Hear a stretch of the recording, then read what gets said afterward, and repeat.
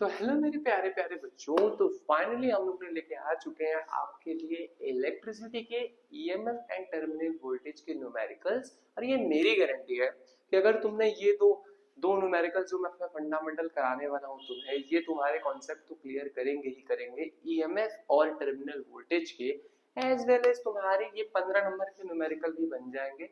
क्योंकि अगर ये न्यूमेरिकल बोर्ड में आया तो तुम्हारा इलेक्ट्रिसिटी में आधा मार्क्स तो इस न्यूमेरिकल से ही तुम्हें मिल जाएगा।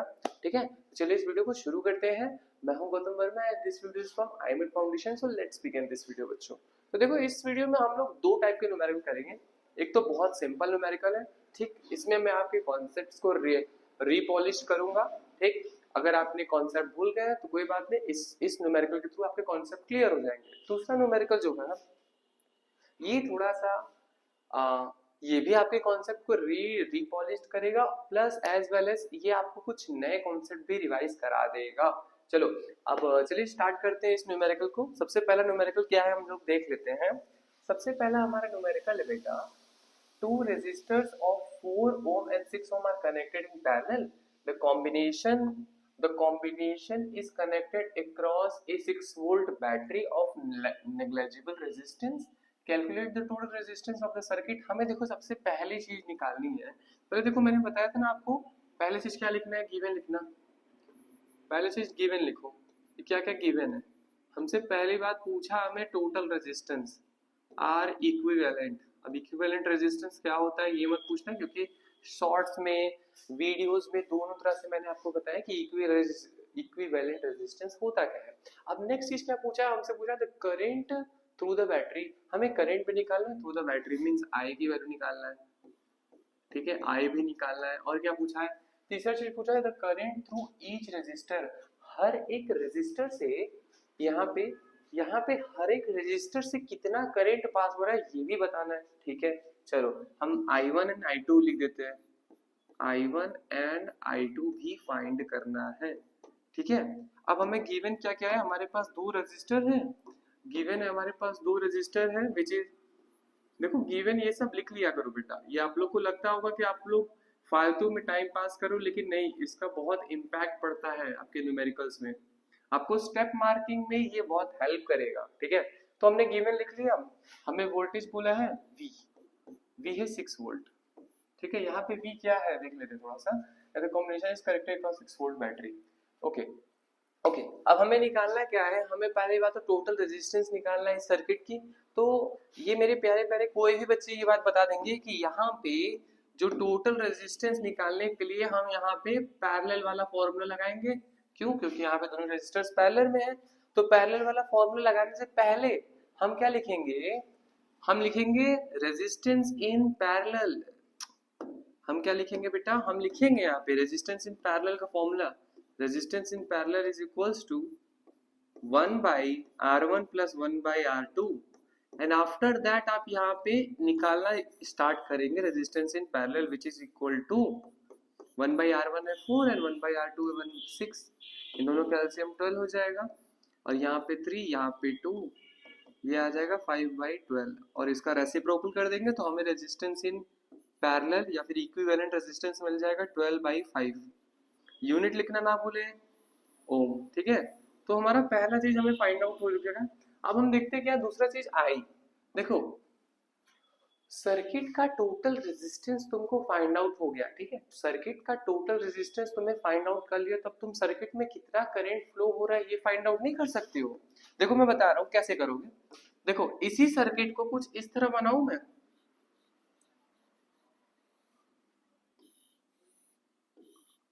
इस सर्किट का अब तुम देखो आराम से फाइंड आउट कर लो। इस सर्किट में ये 6 वोल्ट हो जाएगा। इस सर्किट में इक्विवेलेंट रेजिस्टेंस कितना निकला है 12 बाई 5। मतलब कि ये दोनों कंबाइन जब होंगे, ये दोनों जब कंबाइन रेजिस्टेंस इतना दे रहे होंगे वो तो इतना बराबर है विच इज इक्वल्स टू, अगर हम इसको डिवाइड कर दें तो 2.4 ओम आएगा। मतलब कि भले 6 ओम और 4 ओम का रेजिस्टर लगा है, लेकिन इनकी कंबाइन रेजिस्टेंस अगर निकाले तो वो कितनी आ रही है, सिर्फ और सिर्फ 2.4 ओम। 2.4 ओम। हमें V की वैल्यू मिल गई, हमसे I पूछ रहा है। एकदम सिंपल से हम ओम्स लॉ लगाएंगे। हमें I देखो V पता है, हमें R पता है, I निकाल लेंगे, लिख लेंगे from ohms law, from ohms law, from Ohm's law. देखो ऐसे करना वरना मार्क्स कटेंगे आपके। स्टेप मार्किंग में आपको सिखा रहा हूँ कैसे गेन करना है। v is equals to I R लिख दीजिए। आपको v की वैल्यू 6 मिली है, i की वैल्यू आपको निकालनी है, r की वैल्यू कितना है, r की वैल्यू अभी निकाले which is equals to 2.4 volt, 2.4 ohm, 2.4 ohm. इसकी जगह आप ज्यादा बेटर करना चाहो तो 2.4 को हटा के 12/15 कर लो। 12/5 नॉट 15, यहाँ से 2 बार में कट जाएगा और i की वैल्यू आ जाएगी 5/2। इसको डिवाइड करोगे तो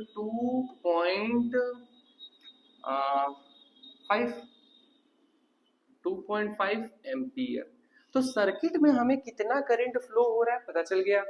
सर्किट में हमें फ्लो कर रहा है, यहाँ पे देखो, यहाँ पे 2.5 एम्पियर का करंट फ्लो हो रहा है, हमें पता चल गया।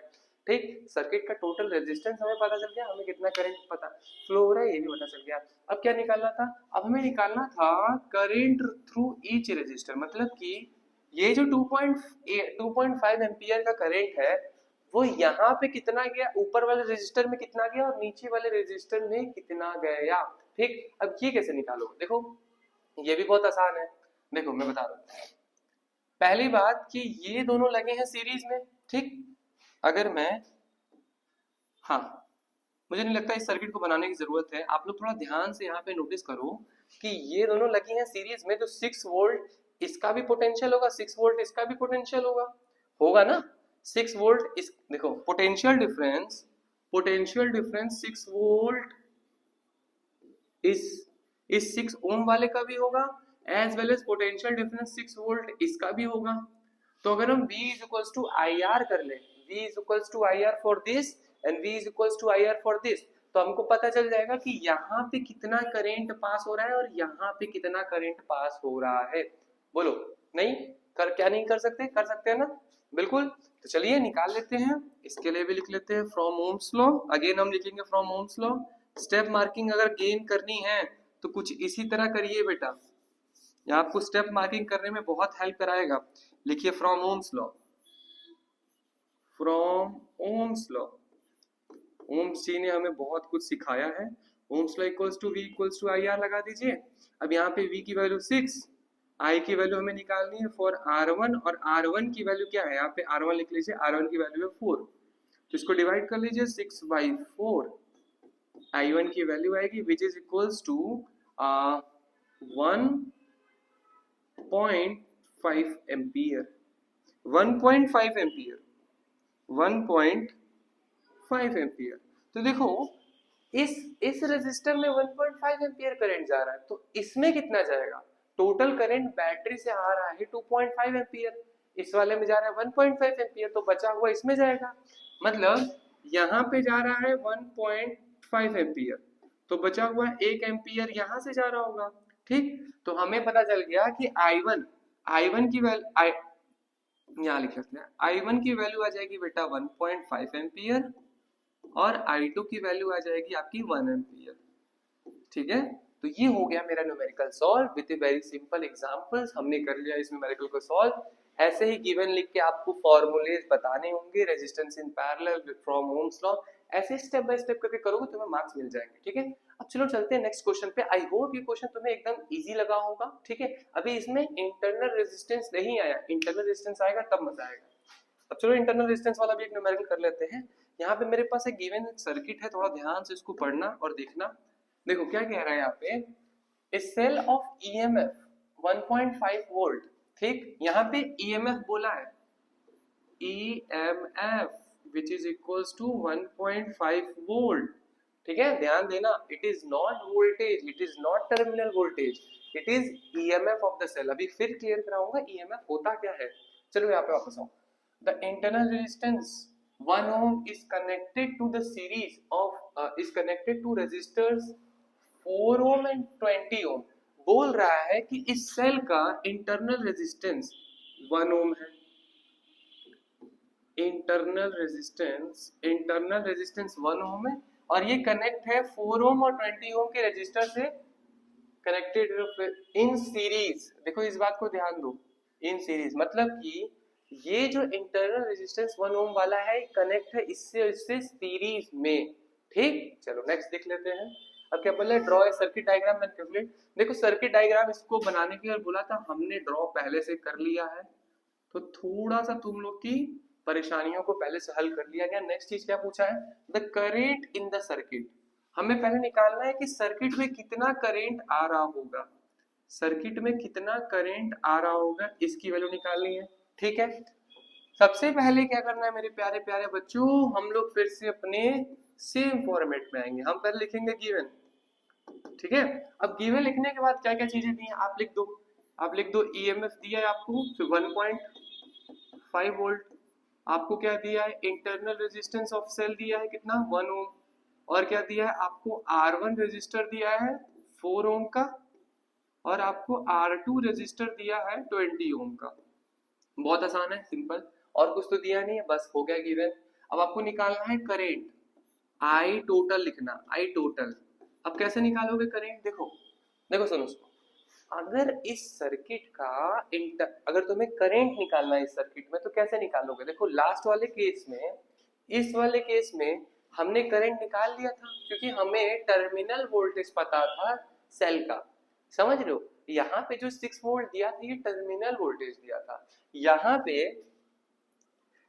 सॉरी यहाँ पे ये जो ईएमएफ दिया ये टर्मिनल वोल्टेज नहीं है बेटा, ये है EMF of the cell. EMF देखो क्या होता है, जब बैटरी किसी भी सर्किट में जुड़ी नहीं होती है तो उस समय जो उसका पोटेंशियल होता है उसको बोलते हैं ईएमएफ, और जब वही बैटरी किसी सर्किट में जुड़ जाती है तो वो कुछ अमाउंट ऑफ एनर्जी लूज करती है जिसकी वजह से उसका ईएमएफ कम हो जाता है। मतलब ईएमएफ हटा के अब वो बन जाता है टर्मिनल वोल्टेज, और उसकी वैल्यू हमेशा ईएमएफ से कम होती है।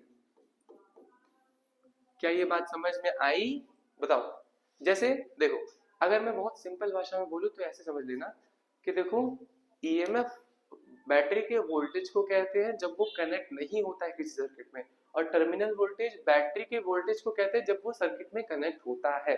ठीक है, तो यहाँ पे देखो ईएमएफ दिया है, हमें पता करना है टर्मिनल वोल्टेज, क्योंकि यहाँ पे सर्किट में बैटरी जुड़ी है।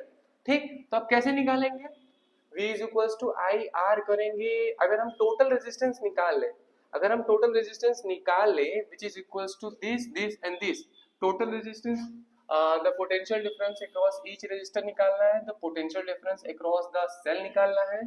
ठीक है, okay, the voltage drop when the current is flowing. तो थोड़ा सा अगर कहा गया मेरा फॉर्मूले, अगर आपको याद होगा एक रिलेशन भी लिखवाया था आपको ईएमएफ वाला, अगर आपको याद होगा तो आपको एक रिलेशन लिखवाया था ईएमएफ वाला, अगर वो आपको याद होगा तो उससे भी आप इसे कर सकते हो, या फिर एक सिंपल तरीका बताता हूं, ऐसे समझना कि देखो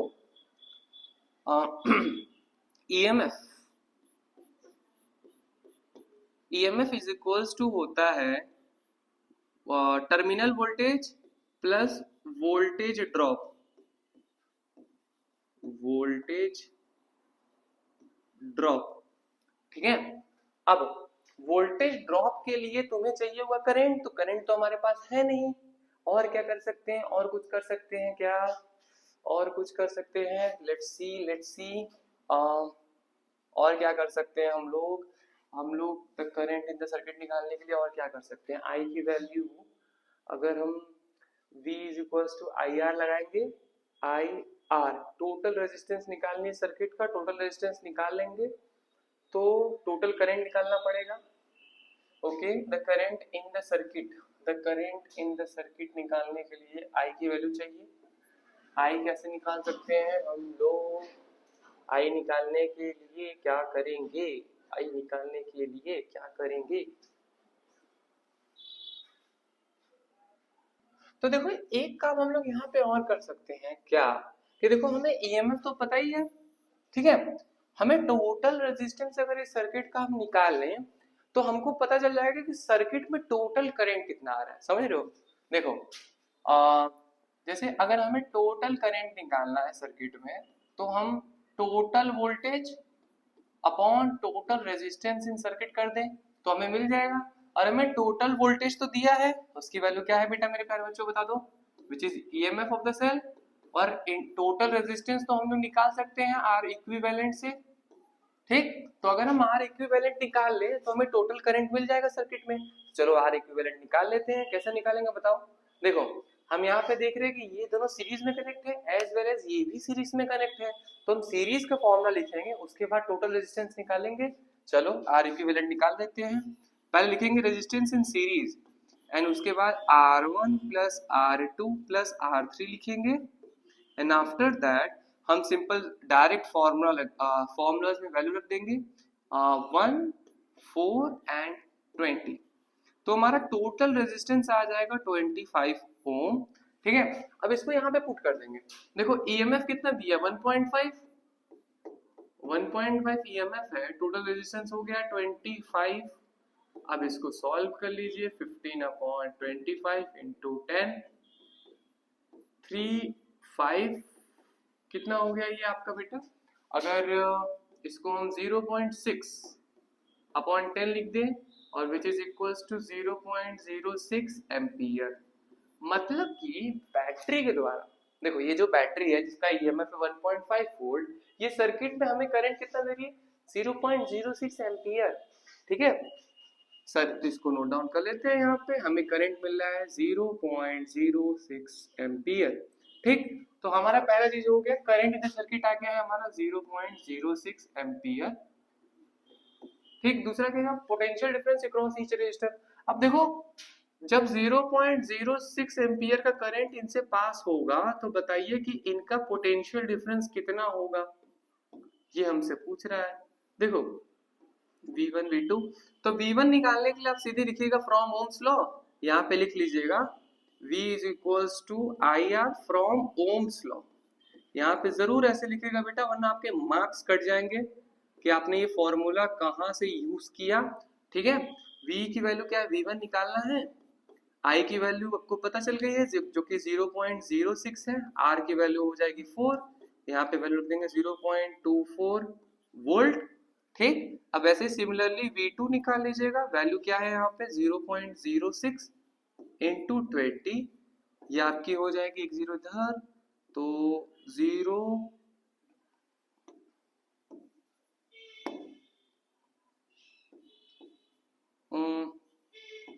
into 10 which is equals to 1.2 volt.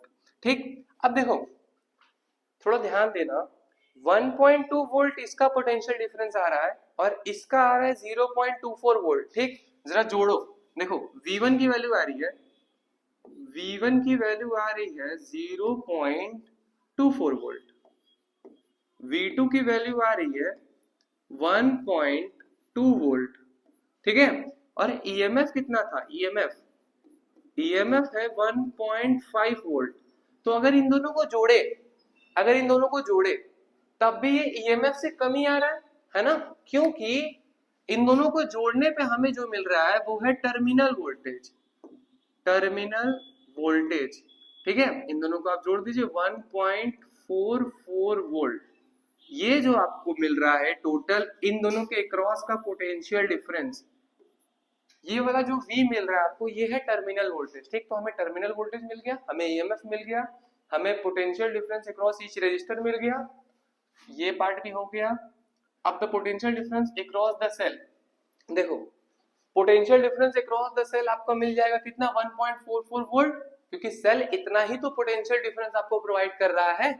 समझ में आ रहा है ये बात, आई होप ये समझ में आ रहा होगा। Okay next, the voltage drop when the current is flowing. देखो ईएमएफ बैटरी कितना दे सकता है और बैटरी कितना दे रहा है, इतना दे रहा है, तो इनका जो डिफरेंस होगा ये था हमारा वोल्टेज ड्रॉप। अगर आपने वो ईएमएफ टर्मिनल वोल्टेज वाली वीडियो देखी होगी बेटा, तो यहाँ पे कोई भी कंफ्यूजन नहीं होना चाहिए आपको कि सर यहाँ पे ये टर्मिनल वोल्टेज और ये ईएमएफ अलग अलग कैसे है। ठीक है, अब देखो बैटरी में कितना वोल्टेज का ड्रॉप आया, इसको माइनस कर लीजिए आप 1 पॉइंट से, इसको मैं यहाँ पे साइड में लिख लेता हूँ, वोल्टेज